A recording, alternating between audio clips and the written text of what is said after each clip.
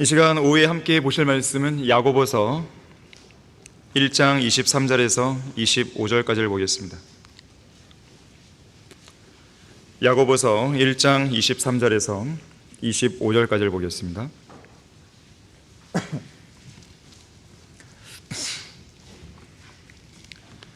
누구든지 말씀을 듣기만 하는 자가 되고 행하는 자가 되지 아니하면 그는 거울로 자기의 타고난 얼굴을 보는 사람과 같으니 이는 그가 자기를 보고는 가서 즉시 자기가 어떻게 생겼는지를 잊어버림이라. 그러나 자유의 온전한 법을 주시하고 그 안에 계속 머물러 있는 자는 듣고 잊어버리는 자가 아니라 오히려 실행하는 자니 이 사람은 그의 행실로 복을 받으리라. 자, 다 같이 말씀을 위해 기도하겠습니다. 감사하신 아버지 하나님, 아름다운 찬양으로 인해서 감사드립니다. 또 아름다운 연주로 인해서도 감사드립니다. 이 시간 저희는 다시 한번 주님의 말씀 앞에 앉아 있습니다. 저희들의 마음을 열어주십시오. 마음밭을 갈아주십시오. 어떠한 마귀의 공격도 주님께서 막아주시고 우리가 말씀을 듣는 데 있어서 전혀 어려움이 없게 해주시고 또 말씀을 우리 마음에 새기는 데 있어서도 전혀 방해를 받지 않도록 주님께서 온전히 주관해 주십시오. 우리는 말씀을 통해 변화되어야 됩니다. 마음과 생각이 새롭게 되어야 됩니다. 세상에서 묻었던 그런 모든 찌든 때들을 말씀의 물로 다 씻어내야 되는 것입니다. 말씀의 강력한 능력으로 이 시간 역사해 주셔서 여기에 앉아있는 단 한 사람도 아무것도 깨닫지 못하고 돌아가는 그런 사람이 없도록 도와주십시오. 무언가 하나라도 배우고 성장하고 변화되고 바뀔 수 있는 좋은 계기가 되게 해주십시오. 주 예수 그리스도 이름으로 기도했습니다. 아멘. 이 시간 설교 제목은 얼굴과 얼굴을 마주 볼 것이요. 거울을 보게 되면 얼굴과 얼굴을 마주 보죠. 얼굴과 얼굴을 마주 볼 것이요. 여러분은 오늘 아침 예배에 나오기 전 거울을 보고 나왔습니까? 안 보고 나온 사람은 없겠죠. 어떤 거울을 보고 나왔습니까? 대개 거울을 사용하는 사람들은 하루를 시작하기 전 아침 첫 시작 때 거울을 보죠. 물론 이제 수시로 보는 사람도 있겠지만요. 그렇다면 여러분들은 하루에 거울을 몇 번 정도나 보십니까? 한 통계에 따르면 인생 70년을 기준으로 했을 때 거울을 보는 시간이 무려 1년 반 정도라 그래요. 1년 반은 거울을 보고 사는 거죠. 하루 24시간 중 30분 정도는 거울을 본다는 뜻입니다. 십수년 전 영국의 한 화장품 회사에서 조사를 했는데 하루에 거울을 들여다보는 이 평균 횟수를 보니까 남성은 27회, 여성은 34회. 27 너무 많은 거 아니에요? 최대 횟수가 남성은 66회, 여성은 71회로 나타났어요. 참고로 현대인들이 스마트폰을 보는 횟수는 얼마인지 아십니까? 거울을 보는 횟수보다 무려 훨씬 많아요. 평균 10분에 한 번, 하루에 2600번을 본다는 거예요. 인류 최초의 거울은 호수나 연못처럼 물의 표면이었습니다. 하지만 물의 표면은 바람의 작용에 따라 쉽게 흔들리거나 요동하죠. 또 직접 들고 다니기도 불편하죠. 그래서 사람들은 돌을 갈아서 매끈하게 윤을 냈고 그것을 거울로 사용하기 시작했습니다. 때로는 금속을 이용해서 거울로 만들어 사용했어요. 최초의 금속 거울은 이집트 피라미드에서 발견되었는데요. 기원전 3000년경 이집트인들은 구리를 갈아서 거울로 만들어 썼다고 합니다. 또 중국에서는 기원전 2000년경에 청동을 갈아서 만들었죠. 청동 거울 그러죠. 성경에는 거울이란 단어가 출애굽기 38장 8절에서 처음으로 나옵니다. 그가 노스로 물대야를 만들었고 그 다리도 노스로 만들었는데 회중의 성막 문에 모인 여인들의 거울로 만들었다 그랬어요. 이때가 1491년경이에요. 기원전. 성막의 기명 중 하나인 물대야를 만들 때 놋으로 만드는 것인데 여인들의 거울, 그러니까 놋 거울로 만들었다는 거죠. 자, 이처럼 당시의 거울들은 돌이나 금속 표면을 매끄럽게 갈아 만든 거울이기 때문에 얼굴의 모습이나 어떤 물체의 형체가 또렷하게 보이진 않습니다. 아무래도 뭐 금속 표면이니까 좀 흐릿하게, 좀 투명하게, 그러니까 불투명하게 좀 보이겠죠. 그러다가 12세기에서 14세기에 유리 제조 기술이 발달하면서요, 돌이나 금속으로 만든 거울보다 더 투명하고 표면이 고른 유리를 만들 수 있게 되었고, 특히 유리 제조 중심지였던 이탈리아의 베네치아에서는 16세기 초에 무색의 투명 유리판을 이용한 거울을 제작해서 유럽에 보급하기 시작했다 그래요. 그러면서 금속 거울은 점차 사라졌습니다. 하지만 처음에 유리를 코팅하는 공정이 매우 어렵고 위험해서 사치품이나 보석 용도로만 사용되었습니다. 그래서 널리 보급되지는 못했어요. 그러다가 19세기에 들어오면서 은도금의 새로운 기법이 거울에 사용되었고, 거울의 대량 생산 시대가 열리게 됩니다. 그래서 거울은 더 이상 호화 사치품이 아니라 일상생활용품으로 자리를 잡았고, 지금 어느 가정에나 다 거울이 있는 거죠. 자, 그런가 하면 15세기경 영국에 처음으로 유리 거울이 들어왔을 때, 그동안 금속 거울이나 물 표면에 자신의 얼굴을 다소 흐릿하게 불투명하게 비춰보던 왕실 귀부인들이 너무나 투명한 유리 거울에 자신의 얼굴이 막 적나라하게 비춰지니까요, 소위 충격받는 일들이 한두 개가 아니었다 그래요. 한편 매일 수백 개의 가발을 번갈아 착용하고 짙고 화려한 화장을 즐기던 영국의 여왕 엘리자베스 1세는 하루에도 몇 시간씩 거울을 들여다보며 자신의 미모에 심취하곤 했다고 합니다. 하지만 세월이 흘러서 거울에 비친 자신의 얼굴에 주름살이 보이기 시작하자 화가 난 엘리자베스 여왕은 거울 판매 금지령을 내렸다 그래요. 심지어 자신의 늙은 모습을 감추기 위해서 시녀를 시켜서 매일 자신의 머리를 염색하게 했고, 얼굴, 가슴, 팔 등 눈에 보이는 모든 부위에다가요, 그 흰색의 가루분 있잖아요, 그걸로 하얗게 바르게 했다 그래요. 그냥 거울을 보지 말죠, 이거요. 자, 이렇듯 거울은 빛의 반사를 이용해서 사람의 얼굴 모습이나 물체 모양을 비춰서 보여주는 물건이에요. 얼굴과 얼굴, 자기의 실제 얼굴과 거울 속에 투영된 얼굴이 서로 마주보게 하는 것이죠. 그래서 우리는 거울을 통해서 자기의 타고난 얼굴, 오늘 본문에 나오듯이 자기의 타고난 얼굴을 있는 그대로의 모습으로 아주 적나라하게 볼 수 있습니다. 그래서 이 세상에서 거울만큼 아무런 이기심이나 사사로운 감정 없이 작은 것 하나까지도 100% 있는 그대로 돌려주는 존재를 찾아볼 수 없다는 거죠. 거울만 보면 다 나오는 거죠. 눈에 눈곱이 끼었으면 끼어있는 대로, 머리카락이 부스스하면 부스스한 대로, 이 사이에 음식물이 끼어있으면 음식물이 끼어있는 대로, 화가 나 있으면 화가 나 있는 대로, 눈물을 흘리고 있으면 눈물을 흘리고 있는 대로, 웃고 있으면 웃고 있는 대로 그냥 보여주는 거예요. 거울은 절대로 먼저 웃거나 우는 법이 없죠. 거울은 거짓말하지 않습니다. 거짓말할 수도 없어요. 거울을 보고 있는 대상이 먼저 거짓말하지 않는 한 절대로 거짓말하지 않습니다.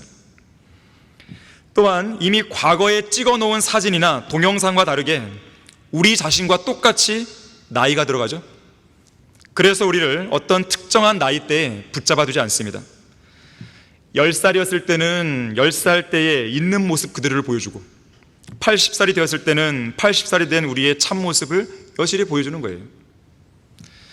어찌 보면 거울은 우리 인생의 동반자요, 함께 늙어가면서 인생의 희로애락을 함께하는 진정한 친구라고 할 수 있겠죠.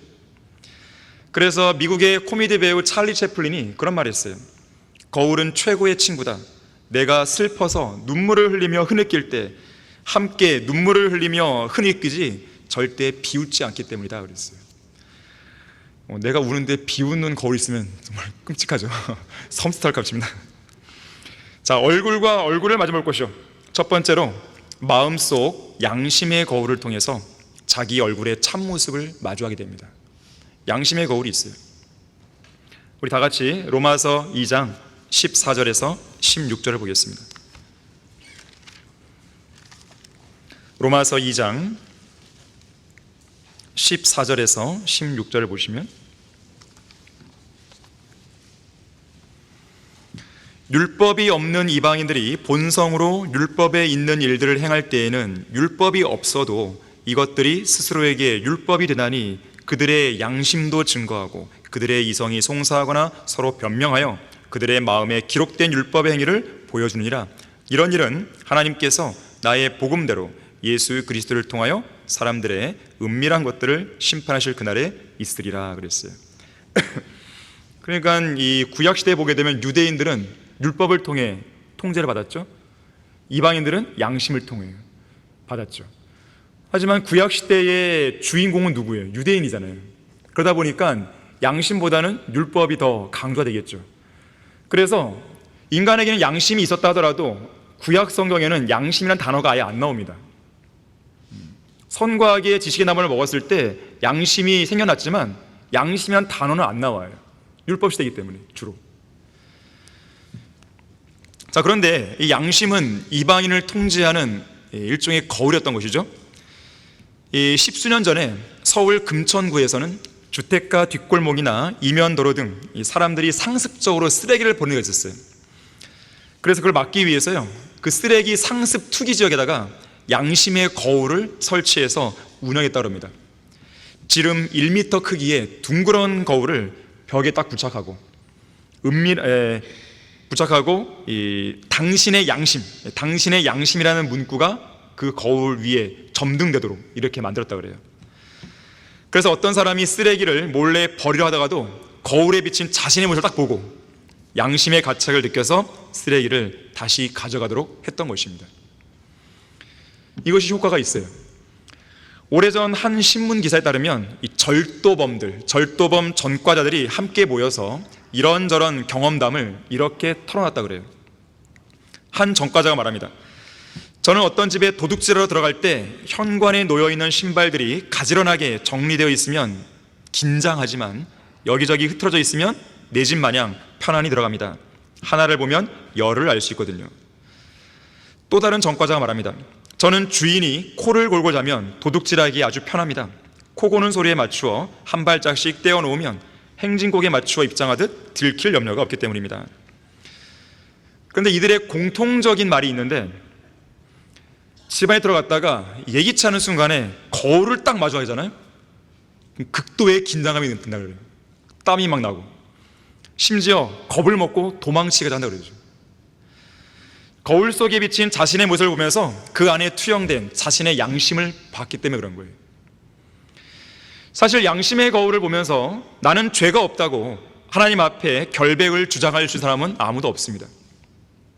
모두들 마음속에 기록된 율법 앞에서 자신의 오만한 입을 다물 수밖에 없는 것이죠.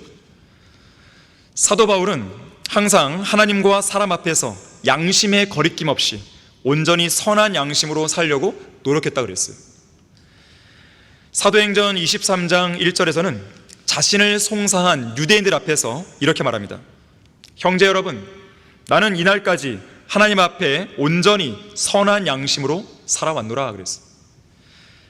디모데후서 1장 3절에서도 선조 때부터 순수한 양심으로 내가 섬겨오는 하나님께 감사한다 그랬어요. 바울은 그 누구보다도 양심을 강조했어요. 디모데전서 1장 5절에서는 계명의 목적은 순수한 마음과 선한 양심과 가식 없는 믿음에서 나오는 사랑이라고 그랬습니다. 또 디모데전서 1장 9절에서는 믿음과 선한 양심을 붙들라고 그랬어요. 어떤 사람들은 믿음에 대한 선한 양심을 내던짐으로 파손했다고 그랬습니다. 또 4장 1절과 2절에서도 믿음에서 떠나 미혹하는 영들과 마귀들의 교리를 따르는 자들이 그들 자신의 양심이 화인을 맞아서 위선으로 거짓을 말한다고 그래요. 거짓말을 밥 먹듯이 하는 사람이 있습니다. 그 사람들은 양심이 화인 맞은 거예요. 자, 한편 구원받기 전에 율법의 행위에 따라 언제나 깨끗한 양심을 소유하려고 노력해왔던 바울도, 구원받기 전에 말하는 거예요, 더 이상 깨끗한 양심을 소유할 수 없는 그런 순간에 직면한 적이 있었습니다.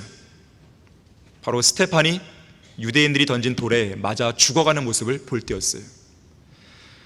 당시 스테판이 순교한 그 자리에 바울이 서 있었잖아요. 또 그 자리에서 스테판을 죽이는 일에 찬성했잖아요. 또 스테판이 죽은 뒤에도 예수님의 제자들을 채찍질하고 죽이며 감옥에 넣기 위해서 여러 성읍들을 휘젓고 다녔죠. 이후에 그리스도인들을 향한 위협과 살기를 내뿜으면서 다마스커스로 향하던 중에 바울은 일생일대의 가장 중요한 사건을 경험하게 되죠. 아침에 우리가 오전에 빛에 대해서 이야기했는데 하늘에서 해보다 더 밝은 빛이 그를 향해 비추었습니다. 그리고 이러한 음성이 들려왔죠. 사울아, 사울아, 내가 왜 나를 박해하느냐 그랬어요. 자, 이 음성은 사울의 문제가 무엇인지 정확하게 지적해주는 주님의 음성이었습니다. 물론 사울이 직접적으로 예수 그리스도를 박해한 적은 없죠. 하지만 그리스도의 몸인 교회를 박해함으로써 예수님을 박해한 것이에요. 교회는 그리스도의 몸이에요. 교회를 박해하는 것은 예수님을 박해하는 것과 마찬가지죠. 그래서 바울이 고린도전서 15장 9절에서 이렇게 고백하는 거예요. 나는 사도들 가운데서 가장 작은 자요 사도라 불리기도 적합지 못한 자니 이는 내가 하나님의 교회를 박해했기 때문이라. 하나님의 교회, 바로 그리스도의 몸이죠. 교회를 박해했기 때문에 주님을 박해한 것이죠. 바울은 박해의 중심에 서 있었던 죄인의 우두머리였던 것이에요. 하나님께서 바로 그 부분을 지적하신 겁니다. 내가 왜 나를 박해하느냐? 이 말씀으로 바울의 양심에 극심한 가책을 받게 한 것이죠. 실제로 바울은 극심한 가책을 받는 가운데 양심의 거울을 통해 자신의 참모습을 보게 된 거예요. 그와 동시에 지금 그의 이름을 부르고 계신 분이 자신이 박해했던 바로 그 예수 그리스도심을 깨달았고, 또 그 순간 예수님을 자신의 구주로 믿어 구원받게 되는 것이죠. 그래서 그 순간 주여라고 바울은 부르는 거예요. 누구든지 주의 이름을 부른 자는 구원을 받는 거죠. 누가 부르는 거예요? 주님을 믿었기 때문에 부르는 것이죠. 자, 이것이 바로 하나님의 말씀의 위대한 능력입니다. 하나님의 말씀은 죄인들의 양심을 강력하게 찔러서 그가 죄인임을 강력하게 지적해주고 그에 따른 엄중한 심판과 지옥의 형벌을 강력하게 경고해 주는 거예요. 너는 가증하고 더럽고 추악한 죄인이야. 지금 죽으면 곧바로 지옥에 떨어져야 돼. 이것을 알려주는 거예요. 양심 속으로 파고드는 강력한 하나님의 말씀은 양심의 거울을 통해서 죄인들로 하여금 자기의 얼굴을 적나라하게 마주보게 만드는 것이에요. 사실 이것을 위해서 하나님께서는 아담이 죄 가운데 타락했을 때 양심을 주신 거예요. 자신이 죄를 짓고 수치스러운 상황에 직면했을 때 하나님을 두려워하고 하나님을 찾으라는 메시지죠. 그런 부끄러움과 죄로 인한 고통을 당하면서도 하나님을 찾고 있지 않다면 그의 양심은 단단히 병들어 있는 거예요. 양심이 화인맞지 않는 한 죄인들은 그의 양심을 찌르는 강력한 경고의 말씀에 반응하게 됩니다.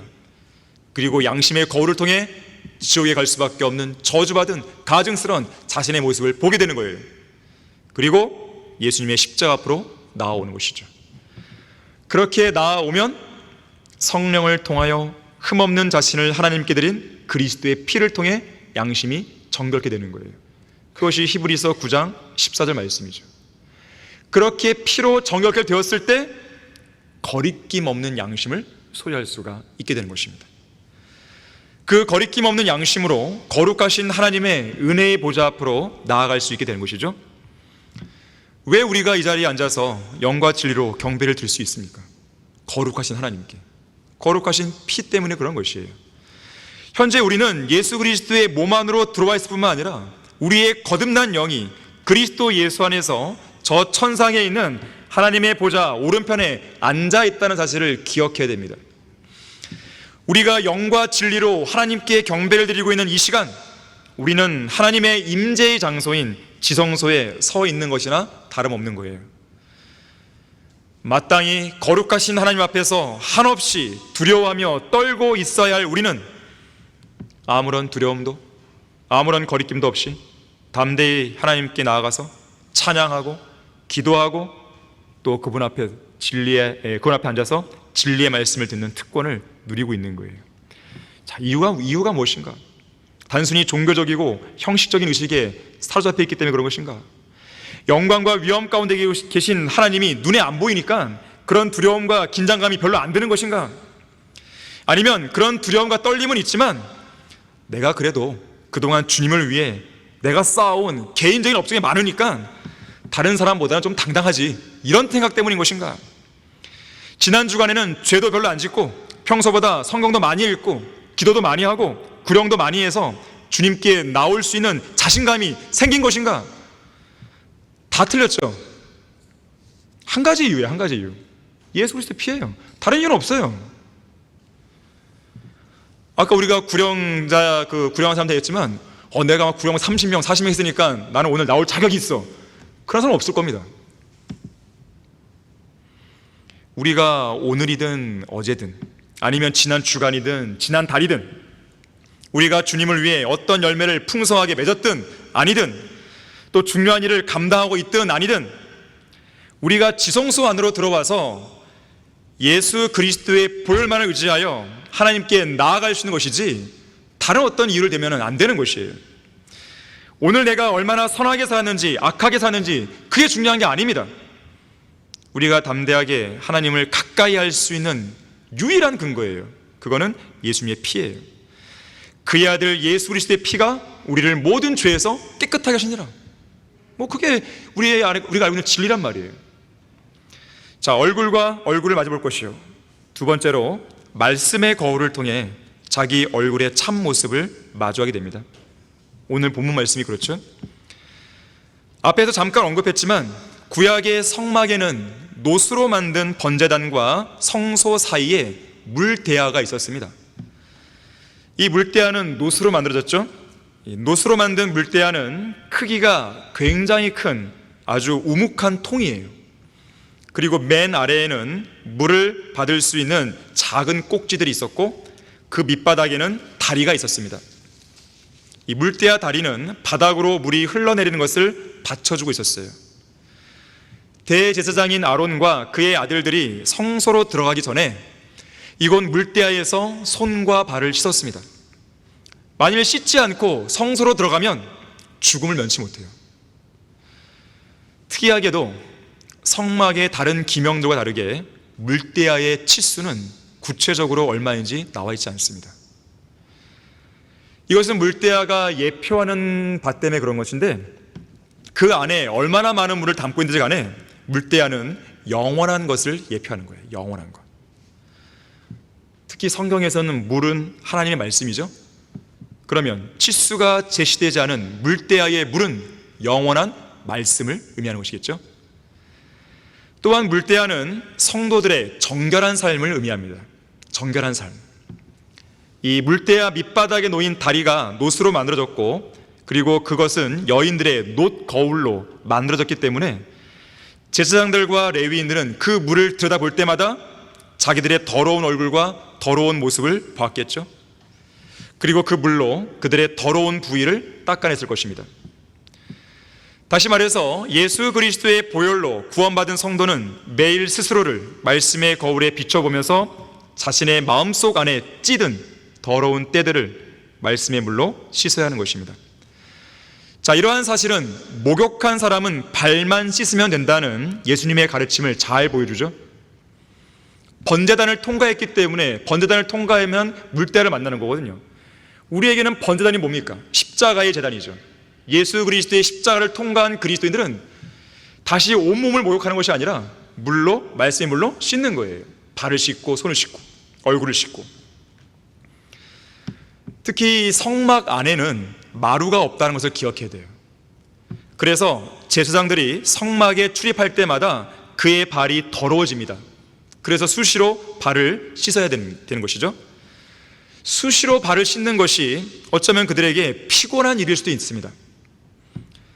이것을 영적으로 적용해본다면 오늘날 많은 그리스도인들이 피곤함을 이유로 내세워서 말씀의 거울에 지속적으로 자신을 노출시켜 성경을 읽는 일을 게을리하는 것이죠.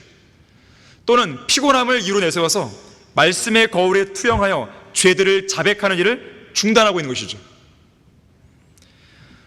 여러분, 죄는 빨리 자백하셔야 돼요. 그거는 놔두면 안 됩니다. 골마 터지는 거예요. 죄는 빨리 자백하고 성경을 읽는 것도 빠른 시간 내에 다가가야 돼요. 반복되는 죄로 인해 하나님께로 나아가 죄를 자백하고 예수 그리스도의 피와 말씀의 물로 씻는 일을 피곤한 일로 여기면 안 됩니다. 언젠가 아프리카의 한 추장이 거울을 선물로 받았습니다. 이 추장은 호기심이 나서 거울을 자세히 들여다보고는 이렇게 말했어요. 거울에 비친 사람이 너무나 못생겼다고 말했습니다. 하지만 얼마 안 가서 거울에 비친 그 사람이 바로 자기인 것을 알게 되었고, 얼마 전 자신의 얼굴이 못생겼다고 말한 것이 생각나서 너무 화가 나갖고 거울을 바닥에 던져버렸습니다. 결국 이 추장은 죽을 때까지 거울을 가질 수 없었다 그래요. 자, 이것이 바로 오늘날 세상 죄인들과 육신적인 그리스도인들의 현주소입니다. 그들은 자기의 타고난 얼굴을 적나라하게 보여주는 말씀의 거울을 바닥에 던져버리는 것이죠. 그 말씀의 거울에 따르면 자기들만큼 못생긴 사람들도 없기 때문에 그런 거예요. 보면 볼수록 나의 추한 부분이 드러나는 것이에요. 적나라하게. 말씀의 거울은 그들이 얼굴을 보이는 즉시 그들을 향해서 이렇게 고발합니다. 당신들은 모든 불의, 음행, 사악, 탐욕, 악의로 가득 찼으며 시기, 살인, 분쟁, 사기, 악독이 가득하며 수군거리는 자들이요, 비방하는 자들이요, 하나님을 미워하는 자들이요, 모욕을 주며 교만하며 자기 자랑만 하며 악한 일들을 꾀하는 자들이요, 부모를 거역하며 몰지각하며 약속을 저버리며 무정하며 화해하지 아니하며 무자비한 자들이라 그랬어요. 고발하는 거예요. 그렇게 당신이 그 사람이라고. 그러면서 이 말을 덧붙이고 있죠. 당신들은 이 같은 일을 행하는 자들이 마땅히 죽음에 처해야 한다는 하나님의 심판을 알면서도 이 같은 일을 행할 뿐만 아니라 이런 일을 행하는 자들을 좋게 여기고 있다. 자, 그들은 이런 거울을 들여다보고 싶지도 않겠죠? 가지고 싶어 하지도 않겠죠? 그래서 어떤 사람들은요, 변개된 성경이나 짝퉁 성경처럼 금이 가고 깨진 거울 또는 자신의 얼굴이 흐릿하게 보이는 뿌연 거울을 더 선호하는 것이, 어설프게 보여야 어설프게 살 수 있거든요. 이런 거울들은 자기의 타고난 얼굴을 많이 가려버리죠. 자기의 더럽고 가증한 생각을 정당화시켜주죠. 또 어떤 때는 자기 모습을 왜곡시켜서 더 경건하고 더 거룩하게 보여주죠. 그런 성경들 쓰는 거예요. 이 한글 킹제임스에 나온 이후로요, 여러 이제 짝퉁 성경이 나왔잖아요. 그들이 하는 일이 뭔지 아십니까? 한글 킹제임스 성경의 단어를 고치는 거예요.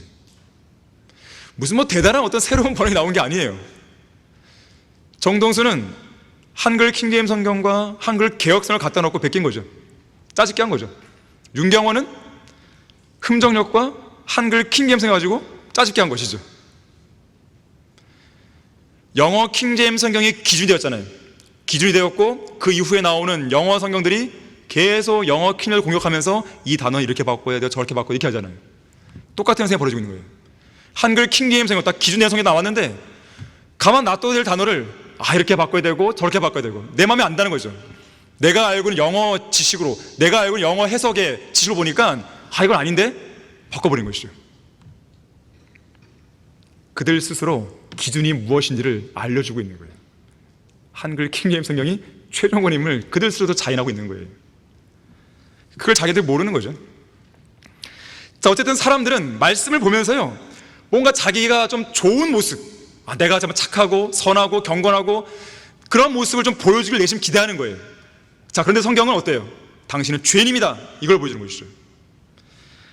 동화 백설공주에 나오는 왕비처럼 자기가 현재 대면하고 있는 말씀의 거울이 이 세상에서 가장 예쁜 사람은 바로 당신입니다, 이 말을 해주길 내심 바라고 있는 것이죠. 그 말이 안 나오면 삭제하거나 제치거나 찢어버리거나 버리거나 자기에게 호감이 드는 그런 말씀만 갖고 모으는 거죠. 이렇게. 자, 그런 잘못된 환상은 버려야 됩니다. 거울아 거울아, 누가 이 세상에서 가장 신실하고 가장 성별되어 있고 가장 훌륭한 그리스도인이지? 네, 바로 당신입니다. 그렇다면 누가 이 세상에서 가장 신실하지 않고 가장 성별되지 못하고 가장 훌륭하지 않은 그리스도인이지? 바로 옆에 있는 지체들입니다. 자, 그런 거울을 갖고 있다면 그건 깨진 거울이에요. 자기 사랑과 자기 연민에만 사로잡힌 거울입니다. 사로잡혀야게 하는 거울이에요. 자, 하지만 우리는 말씀의 거울을 통해 자신의 모습을 정확하게 직시해야 되고 그에 따라 정확하게 자신을 평가해야 돼요. 정확하게 판단해야 됩니다. 자신을 정확하게 판단하면 판단받지 않는 거예요. 자기를 정확하게 판단하지 않으니까 그때 하나님께서 판단하셔서 너는 이걸 자백해야 돼. 넌 틀렸어. 그래 내가 징계를 하는 거야. 판단하시는 거죠, 하나님께서. 말씀의 거울 앞에서 정직하셔야 돼요. 말씀의 거울 앞에서 겸손하셔야 돼요.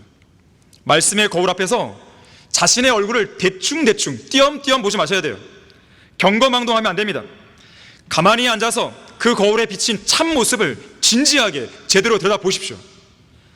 그리고 바로잡고 고쳐야 할 부분이 있으면 바로 잡으시면 돼요. 떼어버릴 게 있으면 떼어버리시면 돼요. 우리가 성경을 읽는데 시간을 더 많이 투자하면 투자할수록 자신의 참모습을 더 정확하게 볼 수 있습니다. 그리고 자신에 대한 그릇된 환상을 버릴 수 있는 거예요. 특히 거울을 들여다보는 근본적인 목적이 뭡니까? 왜 이렇게 잘생겼지? 이거예요? 아니잖아요. 뭔가 잘못된 모습을 바로 잡게 한 거 아니겠어요? 그래서 거울로 비유되는 성경을 읽고도 말씀을 금방 망각해버리거나 무시해버리거나 삶에 반영시키지 않는 사람은 예수 그리스도를 닮아갈 수 없게 되는 거예요. 고치질 않으니까요. 보고 고쳐야 되는데 안 고치는 거죠.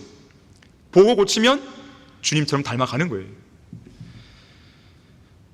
그러다 보니까, 그렇게 닮아가지 않다 보니까 매주 강단에서 선포되는 설교를 들으면서 많은 것들을 깨우치고 또 심지어 말씀에 반응해서 강단 앞으로 나와 죄를 자백하고 참신한 마음으로 주님 앞에 새로이 결단을 해보지만 그때뿐이죠.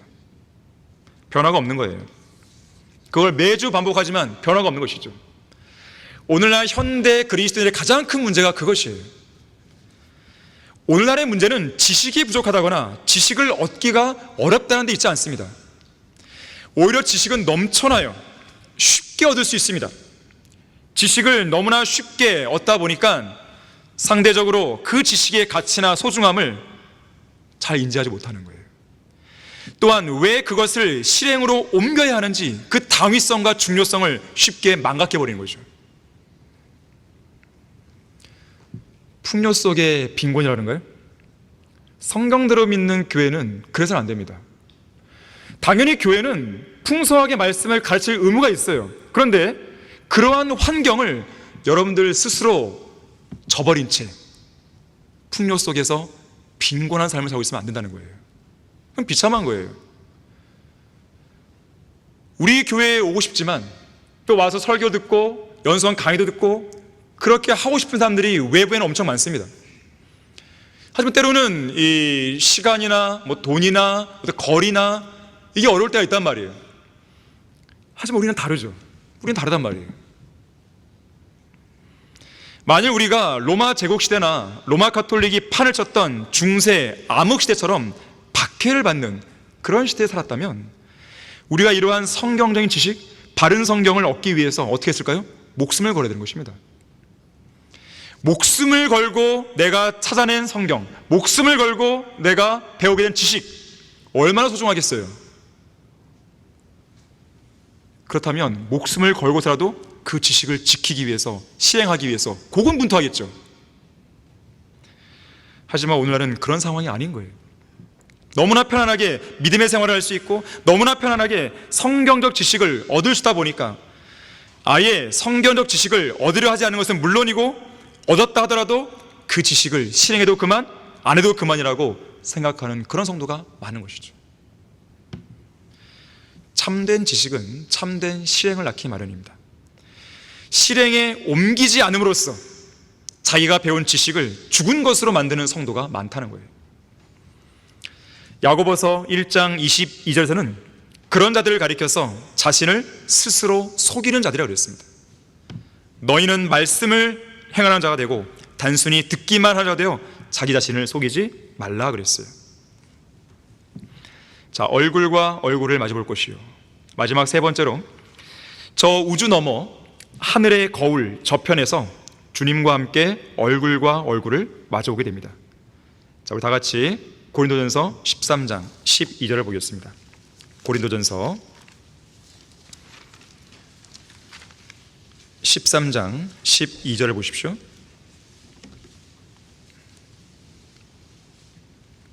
지금은 우리가 유리를 통해 희미하게 보나 그때에는 얼굴과 얼굴을 마주볼 것이요 지금은 내가 부분적으로 아나 그때에는 내가 알려진 것처럼 알게 되리라. 여기 유리가 나오는데요, 이 유리와 관련해서 욥기 37장 18절에서는 엘리후가 욥에게 이렇게 묻고 있습니다. 당신이 그분과 함께 단단하고 부어 만든 거울 같은 하늘을 폈느냐? 라고 묻고 있어요. 또한 이 단단하고 부어 만든 거울 같은 이 하늘과 관련해서 에스겔 1장 22절에서는 수정의 색깔처럼, 수정 아시죠? 수정 색깔처럼 맑고 투명한 창공이라고 말합니다. 또 요한계시록 4장 6절에서는 수정과 같은 유리바다라고 얘기하고 있어요. 다시 말하자면 저 북극성 알파 드라코니스별 방향으로 쭉 올라가면 다다르게 될 우주의 북쪽에는 유리처럼 맑은 얼어붙은 창공이 단단하고 부어 만든 거울처럼 넓게 펼쳐져 있는 것입니다. 거기를 넘어서면 이제 셋째 하늘에 들어가는 것이죠. 이곳은 기품이라 불리는 광활한 유리바다죠.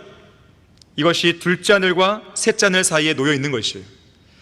바로 이 유리, 곧 유리바다를 통해서 셋째 하늘을 들여다본다면 희미하게 보일 수밖에 없겠죠.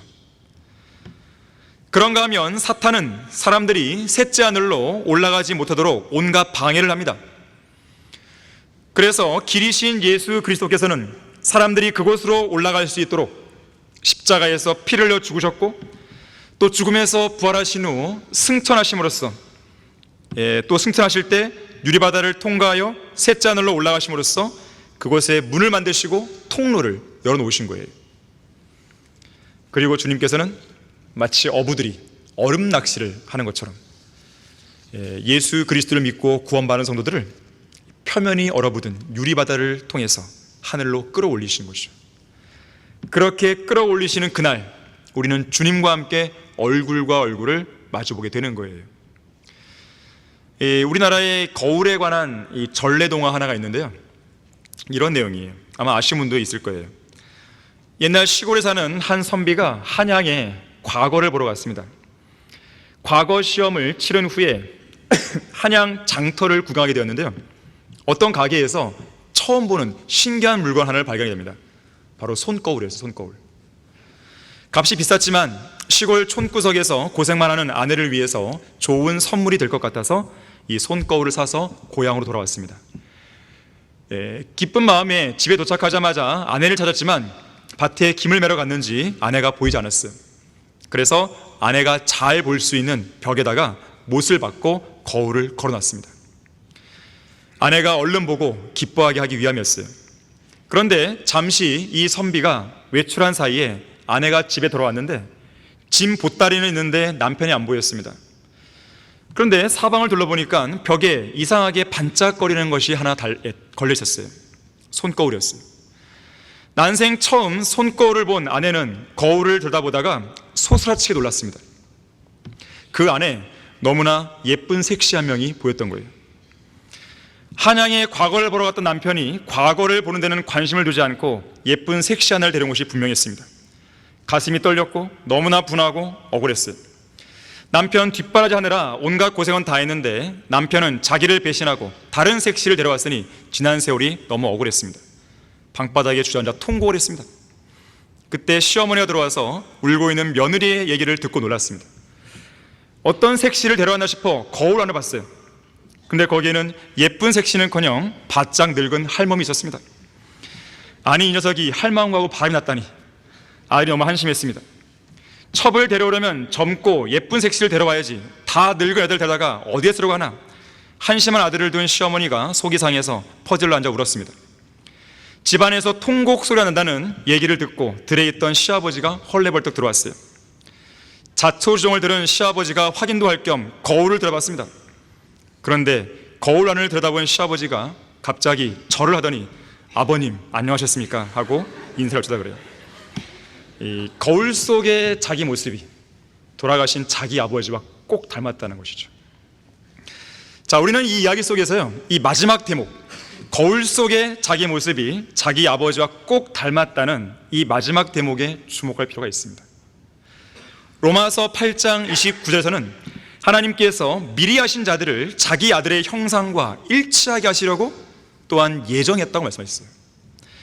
예수 그리스도께서 공중으로 오셔서 우리를 끌어올리실 영광스러운 그날에 우리의 천한 몸은 주님의 영광스러운 몸같이 변모될 것이죠. 요한일서 3장 2절에서는 우리가 그분 그대로 그분을 볼 것이라고 말씀하고 있어요. 더 직접적으로는요, 고린도후서 3장 18절에서 유리를 통해 보는 것 같이 수건을 벗은 얼굴로 주의 영광을 보는 우리 모두는 주의 영으로 말미암은 것 같이 영광에서 영광에 이르는 똑같은 형상으로 변모되느니라 그랬습니다. 자, 지금은 우리가 유리를 통해서 희미하게 봅니다. 단단하고 부어 만든 거울 같은 하늘, 수정과 같은 유리바다를 통해서 보기 때문에 희미하게 보여요. 또한 이런 의미도 됩니다. 성경이라고 하는 말씀의 거울을 통해서도 희미하게 보는 것이죠. 우리는 성경 말씀을 통해서 주님의 그 얼굴을 직접 보는 건 아니잖아요. 그 말씀 속에서 투영되어 있고 말씀 속에서 반사된 예수 그리스도의 모습을 보는 것이죠. 일종의 희미하게 보는 겁니다. 자, 그래서 우리가 성경의 거울에 우리 자신을 더 많이 노출시키면 노출시킬수록, 다시 말하자면 성경의 거울에 반사된 주님의 형상을 우리의 얼굴에 더 많이 반사받으면 받을수록 우리는 주님의 형상으로 더 많이 변화하는 것이죠. 하지만 이것으로 끝나는 게 아니죠. 이러한 변화도 우리에게는 영광스러운 일이지만 우리는 휴거되어 저 하늘에 들어가 있을 때는 이미 영광에서 영광에 이르는 똑같은 형상, 주님과 일치된 형상으로 완전히 변모되어 있게 되는 것이죠. 그날에는 더 이상 흐릿하게 보지 않습니다.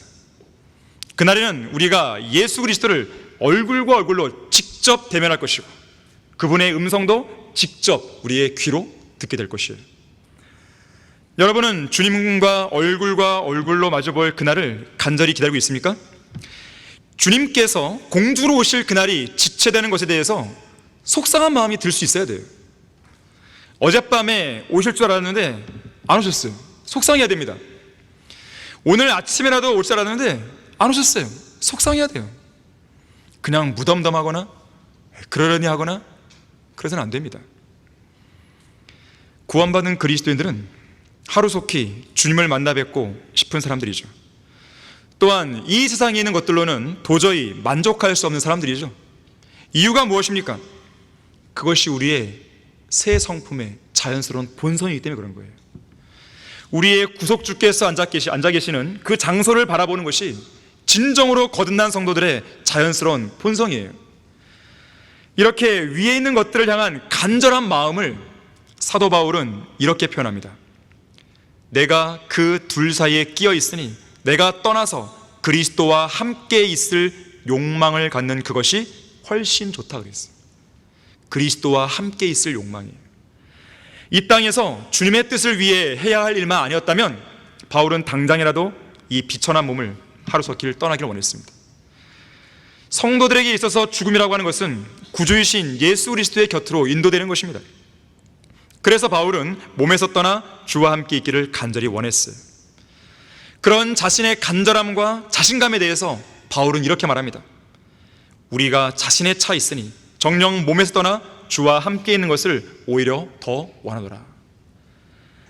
혼의 닷 같은 소망을 가진 그리스도인은 장차 저 영원에서 그리스도와 함께 얼굴과 얼굴을 마주보며 영원히 살게 될 거라는 사실을 의식하며 살아야 됩니다. 여러분의 인생을 지배하는 강렬한 욕구는 뭐예요? 바울은 항상 위를 바라봤고 그곳에 거하게 될 소망을 마음속에 간직하며 살았습니다. 특히 고린도후서 12장에서 바울은 낙원에 한번 갔다 온 적 있잖아요. 그때 이후로 그 욕구는 더욱 강렬해졌습니다. 그 강렬한 욕구가 평생 바울을 사로잡았어요. 자, 그렇다면 여러분의 인생을 지배하는 강렬한 욕구는 뭐예요? 조그마한 사회적 보장입니까? 건강 보장이에요? 생명보험이에요? 인생에서의 성공이에요? 몇 개의 졸업장입니까? 수많은 자격증입니까? 좋은 대학이에요? 좋은 직장이에요? 승진이에요? 화려한 결혼식이에요? 우승컵이에요? 메달입니까? 수많은 상장들입니까? 신문에 이름을 내는 거예요? 유튜브 영상에서 인플루언서가 되는 것이에요? 세상 지식이에요? 세계 여행입니까? 성황을 이루는 자기의 장례식입니까? 수많은 화환들이에요? 선물들이에요? 자, 우리의 인생이 이런 것들로만 점철되어 있다면 우리는 세상에서 가장 비참한 인생을 사는 사람입니다. 여러분의 마음을 사로잡고 있는 강렬한 욕구는 무엇입니까? 위에 있는 것들입니까? 아니면 땅에 있는 것들입니까? 위에 있는 것들로 여러분의 마음을 사로잡기 위해서 땅에 있는 것들을 과감하게 버릴 용기는 없습니까? 여러분은 하루속히 주님을 만나 뵙고 싶지 않습니까? 결론을 맺겠습니다. 거울은 나 자신을 비추고 등불은 내 앞을 비춘다는 말이 있어요. 그래서 우리는 거울을 통해서 우리 자신의 참 모습을 보고 등불을 통해서 우리의 앞날을 보게 됩니다. 더 들어가면 말씀의 거울을 통해서 우리 자신의 참 모습을 보는 것이고, 말씀의 등불을 통해서 우리가 소망하는 미래를 보는 것이에요. 나 어젯밤에 잘 때 아름다운 꿈 하나를 꾸었네. 그 옛날 예루살렘 성 안에 서 있는데 성전 곁에서 찬양하는 아이들의 노래소리 들리도다. 지극히 높은 곳에서 호산나, 우리 왕께 호산나 부르자 하였도다. 나의 하나님이신 주여, 지난밤 내 꿈에 배웠으니 그 꿈 이루어 주옵소서. 아침에도 밤에도 영원히 새로운 그 약속으로 주의 빛 비춰주소서. 오 나의 놀라운 꿈, 정녕 나 믿기는 장차 큰 은혜 받을 편이 나의 놀라운 꿈 정녕 이루어져 주님의 얼굴 배우리라. 자, 우리의 꿈은 하루속히 우리의 구주이신 예수 그리스도를 얼굴과 얼굴로 마주보면서 두 눈으로 직접 뵙는 것이죠. 우리의 선한 목자이신 예수님께서 저 공주로 오시는 날, 나의 사랑, 나의 어여쁜자야, 일어나 떠나자, 이렇게 말씀하시면서 우리의 이름을 또박또박 불러주시는 주님의 사랑스러운 음성을 듣는 것이 우리의 소망이죠. 우리의 간절한 꿈은 죽을 수밖에 없고 썩을 수밖에 없는 이 몸이 영원히 죽지도 썩지도 않는 주님의 영광스러운 몸처럼 변모돼서 그분 그대로의 모습을 입고 주님을 뵙는 것이죠. 자, 이러한 꿈이 필요합니다. 이러한 소망이 늘 마음속에 자리 잡고 있어야 돼요. 여러분의 인생을 지배해야 됩니다. 아무리 여러분들이 세상 삶이 바쁘고 인생살이가 고단하더라도 이러한 소망에 사로잡혀 있어야 돼요. 그러면 여러분이 바라보는 그 인생을요, 그냥 전전긍긍하는 것이 아니라 좀 높이 올라와 있는 상태에서 관망하게 될 수 있는 거예요. 그러면 여유가 생깁니다. 현 세상에서 타국인과 순례자라는 정체성과 신분을 망각한 성도는 풍성한 삶을 약속하신 하나님의 말씀 위에, 또 소망 위에 견고하게 서 있을 수 없어요. 세상을 사랑한 대마처럼 세상을 향해 한 걸음씩 나아가더니 결국 가장 비참한 그리스도인으로 전락하게 되는 것이죠. 우리가 그리스도인으로 부름받은 것은 세상의 가증한 죄들을 행하기 위함이 아닙니다. 육신을 위해 살라고 부름받은 게 아니에요. 옛생활로 돌아가서 땅의 것들을 생각하며 살라고 부름받은 것도 아닙니다. 항상 우리의 마음의 초점과 관심사는 위에 있는 것들에 열려 있어야 되는 것이에요. 이 세상에서는 정착할 사람이 아니라 나그네요 순례자로 살아가야 되는 것입니다. 순례자들에게는 거추장스러운 세상의 정욕이나 세상으로부터 받는 인정, 세상에서의 성취하고자 하는 목표 따위는 필요 없습니다. 세상의 돈과 명예와 쾌락은 우리 같은 나그네 삶에 전혀 어울리지 않아요. 세상의 유치한 원리, 세상의 가치관, 세상 친구들, 이러한 것들은 순례자 삶에 불필요합니다. 오직 필요한 한 가지는 하늘나라로 향할 때 우리가 길을 잃어 배회하지 않도록 올바른 지침을 알려주는 안내서, 하나님의 말씀뿐인 것이에요. 세상의 거울의 속임수에 속지 마세요. 거울아 거울아, 누가 이 세상에서 제일 예쁘지? 이 질문에 대해서 세상에서 제일 예쁜 사람은 세상에서 성취하고 있는 당신입니다. 이렇게 말을 하면서 세상에 가장 인정받는 인재상과 가치관과 정체성을 보여주고 있는 세상 거울의 미혹에 속아서는 안 되는 것이에요. 오직 하나님의 말씀의 거울을 통해서만 제대로 된 현실을 직시하고 하나님께서 예비하신 풍요한 삶을 누리는 성도가 되어야 되는 것입니다. 우리 다 같이 기도하겠습니다. 감사하신 아버지 하나님, 우리가 그리스도인이라는 정체성을 잃어버려서는 안 됩니다. 빛의 자녀요, 낮의 자녀요, 어둠에 속하지 않는 그런 그리스도인, 나그네요 순례자 같은 그런 그리스도인, 오직 하늘의 본향을 향해서만 살아가고 하늘의 본향만을 바라보며 살아가는 그런 그리스도인의 정체성을 유지해야 되는 것입니다. 주님 오실 날이 얼마 남지 않았습니다. 그 날이 가까우면 가까울수록 믿음을 지키기는 더 어렵게 되어 있습니다. 세상이 그렇게 바뀌어가고 있는 것입니다. 배교한 기독교계는 더 썩어가고 있는 것입니다. 짝퉁 성경들이 판을 치고 있는 것입니다. 하지만 우리는 우리의 성경대로 믿는 그리스도인의 정체성을 온전히 유지하기를 원합니다. 우리의 마음이 혹이라도 세상의 거울에 미혹된 부분이 있었다면 이 시간을 계기로 해서 다시 바로잡고 참신한 마음으로 새 출발할 수 있도록 도와주십시오. 주 예수 그리스도 이름으로 기도했습니다. 아멘.